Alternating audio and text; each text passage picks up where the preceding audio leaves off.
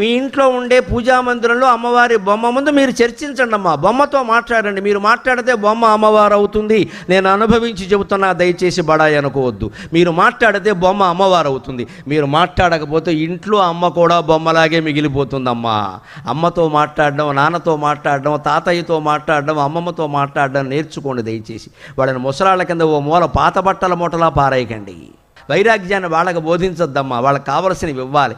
వాళ్ళకి filter coffee తాగే అలవాటు ఉంటే పొద్దున్న అన్ని పనులు మానేసి వాళ్ళ ఫిల్టర్ కాఫీ వాళ్ళకి ఇచ్చేయాలి. ఇంకా ఇప్పుడు ఫిల్టర్ కాఫీ అవసరమైన యథవ వేదాంతం వాళ్ళకి చెప్పొద్దు. అక్కడ వాళ్ళు ప్రాణం పోవడానికి సిద్ధంగా ఉన్నారు. వాళ్ళకి చేసే సేవ చెయ్యాలి. వాళ్ళ దగ్గర కూర్చొని మాట్లాడాలి. 90 ఏళ్ళ ఆవిడతో మాట్లాడుతున్నావు, మనకి 90 ఏళ్ళు అనుకుంటే మాట్లాడగలవమ్మా. నాకు 30 ఏళ్ళు అనుకుంటే మాట్లాడలేం. మనకి 90 ఏళ్ళే. మనకి ఆ వృద్ధాప్యం వస్తుంది కదా. కాస్త ముసలాళ్ళు ఇంట్లో ఉంటే వాళ్ళ దగ్గర ఒక అరగంట కూర్చోండి. పొద్దున్న అరగంట. అది జపమే, అది సాధనే. అది వాళ్ళు సంతోషిస్తారు. మా కోళ్ళ ఎంత మంచిదో, మా అబ్బాయి ఎంత మంచివాడు, ఏదో కాదు, అది మనకు ఆశీర్వచనం. అది